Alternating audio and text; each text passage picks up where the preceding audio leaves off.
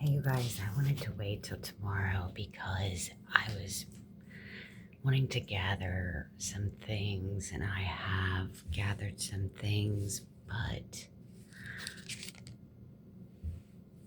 I just finished writing down some more things that are just blew my mind. So if you look at my post for today, you'll see what I saw and took a picture of. Now, if you know what Jordan is, which I thought I looked it up, and I made a comment, and I made a kind of a title, but looking it up some more because it's very well known. The Jordan River. The Jordan River was parted by God, and okay, they wandered in the wilderness. This is not the Red Sea, it's the Jordan. But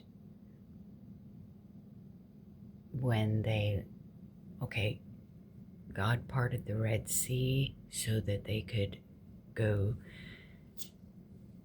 to the Promised Land? Or no, I don't know, to get away from Egypt, out of bondage. It's a form of kind of like the rapture. But once they crossed the Red Sea, remember, they wandered in the wilderness for 40 years. But this is another parting of the Red Sea. It's not the Red Sea. You can Google it. What is Jordan River known for? Okay, so the Jordan River was parted also by God after the 40 years of wandering to get over to the other side, which is the Promised Land. Hello. And guess who led them? You guessed it, Joshua, who means Jesus. Joshua means Jesus. Their shoes, they also have a number on them. The number is 23. I don't know. I have enough proof just in that alone, but I have other things from the past that are one or two are personal.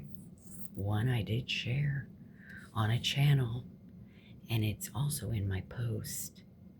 It gives the date that I posted it on the channel, and it gives the comment in many pictures what I dreamt of. And I know it was for November, but I went ahead and looked up strong stuff, and it had TVs in it. Okay, there's some dreams that have got TVs in it. It's because when the rapture happens, it's going to be all over the TVs. Okay, so, yes. Today, to me, that I've gotten some things. Like I said, I saw the Global Rapture Watchers video that has 4 people in it, like Mike, Chris, Shelly, and sorry, I can't remember her name. I know it, but anyway, so yeah. So many comments I'd like to comment on, and it doesn't really, it's not a big deal. But I wanted to make a video to talk about, because they're talking about how Joshua is probably it. And get this, his name means Jesus. Jesus himself is telling everybody. And not only was Jesus' birth prophesied, but the date of his birth was prophesied. That's why they followed the star. The tribulation is prophesied. God gives numbers. Mike did the numbers. I didn't understand those numbers, but to me, it's telling, the Bible is giving those numbers to tell people when the trib is going to start and end, right? If God is going to give dates and calculations and stars for profit, for who were they? The wise men to follow to find Jesus on the date that they knew Jesus would be born. He will again send a man to tell us when the rapture will be. And I'm looking at Jesus right now. It freaked me out a minute on my picture frame. Also about the Jordan. Jesus was baptized in the Jordan by John the Baptist, who, like they said in the video, reminding everybody, John the Baptist leaped. He knew it was Jesus. I mean, you guys, just too many coincidences. I've also myself gotten 717 and 17 a lot. I have some videos where I was finding scriptures left and right that were 17 in them. And on the calendars, I was going to go over a couple more confirmations from last year. I had the calendar, it's all marked up. And in my Sharpie back then, I put 717 every time I saw it. And on the month of, I don't remember, September, probably no, I was getting it a lot.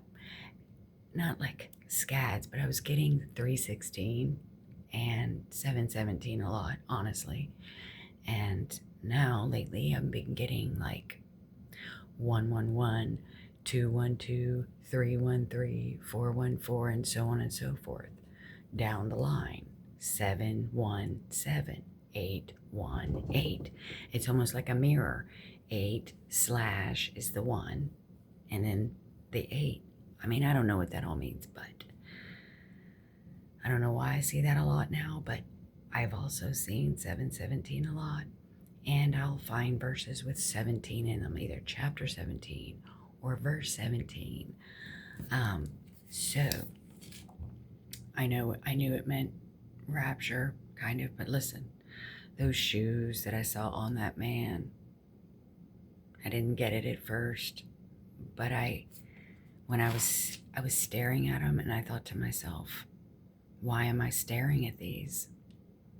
Why? Does God want me to see something? And sure enough, because I'm an airhead, y'all, I don't always get things right away. So I was staring at them, and I don't know why.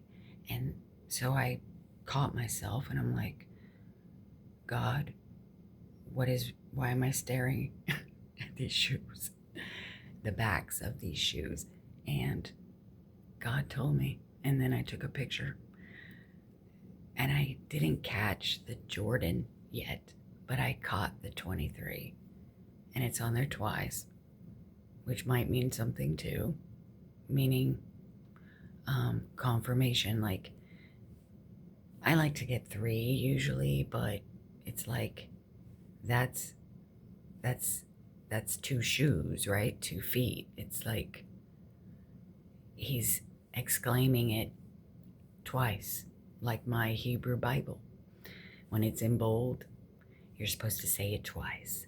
So maybe he's trying to say, anyway, like my Bible confirmation and these shoes, and then like the woman from South Africa, I listened to her tonight, and I too, I'll show you my writings.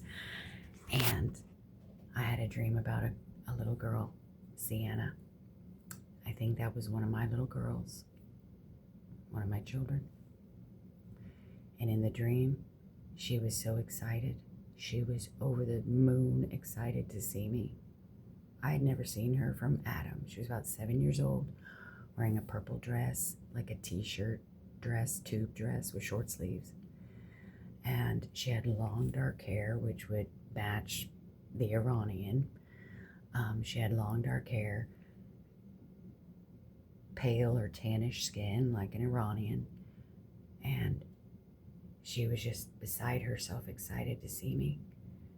And it was a shopping cart, and I didn't know who she was, and I'm like, okay. And then I just started moving the cart or something, grocery cart because it was in a store. And then there was some people in the background, and they started moving the cart against my will. They started moving the cart really fast, and she was already on the back of the cart, the grocery cart. And I started getting something in me welled up to be protective. Who are these people pushing my cart with that little girl that's looking at me all excited? And I forget if she was saying something, but I know her name was Sienna because she told me her name somehow, mind to mind, but I woke up knowing her name. And then when they started pushing the cart from behind me, they just kind of reached over and started pushing real fast. I started walking real fast, and I'm like, I forget what they're saying. I didn't write it down, and this was one of those blip type dreams. And either I had to finally, somebody asked something, and I had to say it out of my mouth. I said, yes, she is my child. And then the dream was over. And the girl, I think it's my girl up there, one of my girls, probably my oldest, the very first one. And she's probably excited to see me. Okay, I got that dream last year. I'll show you my calendar on 9/19. I also have a book, like a journal book that's unorganized. But in the journal book, no, on the calendar I wrote, okay, never mind. Anyway, one date says 9/22 of 23 because I didn't buy a calendar in 2023 because I was so mad. I was so mad. I wasn't going to buy another calendar. I was looking for the rapture, and it was depressing me. And so that year I did not buy a calendar. So on the 2024, I wrote it in there. Up at the top, I said, dream of the little girl on September 22nd of 2023. Okay? But on my notebook journal, I already have it written down as 2023 because I didn't have a calendar in 23. But I wrote down September 19th that I had the dream. So I don't know if I had it on the 19th of September or the 22nd of September. But get this, it's 9/22/23, meaning the 23rd. The other dream I have that I have in my post, 23 is missing. God knows that speaks to me. I found an empty nest. I found a Jesus doll with empty hands, meaning we're gone. The empty nest means we're missing. The children are missing. The children were supposed to be with that Jesus doll, but they're missing. Then the nest was missing the eggs. Now on my dream, the date, the 23rd, is missing. In the dream, it bumps to the 24th, which tells me we're missing on the 23rd. And I understand that it all begins on like the 22nd, but I'm saying I am getting more and more sure of Joshua and sure of this new doctrine, opened books, revelation of what it really means that we won't know the day or the hour. That is so wrong for generations. It's been taught wrong until the books now have been opened in 2020 where they're explaining what that really means. We will really know the date. I am almost 90% sure by now that we are going to know the date. I'm 90, if not 100% sure of Joshua. I am more and more sure by the day with those Jordan sneakers and other people and other things. And God will tell your own self, He's going to bear witness with your spirit. He will. And if not right away, just keep praying. And He will let you know if it's right or wrong. And I'm beginning to realize this is right because God knew I would look up the Jordan 23. They crossed the Jordan. God parted the Jordan River, and Joshua led them into the promised land. And there's a lot more meanings to that word Jordan if you looked it up. And it was, we were following Joshua, we were following Jesus on a date. Because even if you guys look up, we've heard all the teachers, they can tell that Jesus died in 32 or born on 32, whatever. They know when he rose. They know that all these holy days match up with, they can, in other words, they can pinpoint the day that the Passover happened way back then. They can pinpoint the day that every holy day happened. And we're going to pinpoint the day Jesus comes. We are, and we have. And by Jesus himself, through a man named Joshua. And yeah, that woman from South Africa, she and I, all of us, not she and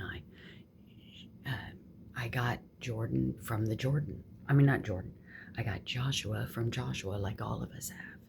But I got Sienna. And I've got Joshua. Joshua, Jesus himself, through Joshua, just like through John the Baptist. This is it. It's like 100%. And if people have a problem with knowing the date, then Jesus can deal with them. Jesus is the one who, maybe he's given them a strong delusion because they're too proud to believe man, because God speaks through men. He speaks through John the Baptist and all the prophets, okay? I don't care what this guy calls himself, okay? It doesn't matter. God is speaking so loud and clear. You can even listen to near-death experiences where the people go to hell, and Jesus himself, when they get out of there and go to heaven, Jesus will, or even while they're in, he'll say, look at all these times I showed you and I warned you. And Jesus or God will recount the times he warned them, sent somebody to tell them, sent people after people after people to tell these people to get off the broad way. And they didn't listen. And they were in hell then. Now they're back and they believe in Jesus. So this is what Jesus does, people. He speaks through people, and they don't have to be prophets. They don't. He speaks through dreams, visions. And that verse, Holy Spirit on all flesh, I always had a problem with that. God finally told me what it means, because I thought, Jesus, it hasn't happened on all flesh yet. What he means by that is the Holy Spirit will fall on all flesh. Your sons and daughters will prophesy and dream dreams and, have visions. They speak their dreams and visions out. They become like prophecies upon all flesh. They are speaking their dreams and visions out on all flesh. So the Holy Spirit, yes, has fallen on all hearers of those dreams and visions, whether they have had one of their own or not, as well as the dreamer and the one that had the dream, the one that had the vision, the one that had the prophecy. The Holy Spirit fell on all of us. Like I said, through the one speaking it out and through the one hearing it, if you have ears to hear. It's falling on all flesh. So that's how he described it to me, because I was having a problem, really bad problem with understanding that, and I wrestled for 2020, since 2020, and he explained it to me last night that way. Yeah, I canceled 2 videos. I deleted them because I was on a topic and a tangent about it, and he's like, I've got to stop this girl. She is just not gonna let go. And he spelled it out for me. So I'm at peace about that now, because I was looking, remember? I was looking for healing, and possibly that wasn't a doctrine I stood on. But I was thinking perhaps we might get a makeover. But now I don't care. I don't care. I got a date now. And Jesus knows that would have satisfied me. I have complete peace and security about that. And I don't mean it like that. I have total knowing that is it. And Jesus knew I would trade all that for knowing. And if I get a makeover, if we all get a makeover first, fine. If we don't, because I was even telling Jesus, I'm like, Jesus, you know what? Why do I need a makeover anyway? What do I need a makeover for? To look prettier for this world? Why? Why do I need a makeover? Not just about looking prettier, but to have the spiritual gifts. We could go prophesy. We could go like all flesh. I'm like, God. See, I didn't understand the all flesh part. I thought, well, God, not all of us are prophesying. Not all of us are dreaming. Not all of us are having visions. And I thought, well, the Holy Spirit will fall on all of us and we'll all have that and we'll be healed. We'll get a makeover. I was trying to make it fit because I don't like loose ends. The ones that I think are loose ends. If y'all guys want to accept it as it is and, not that I'm saying that's bad. I'm not saying that's bad.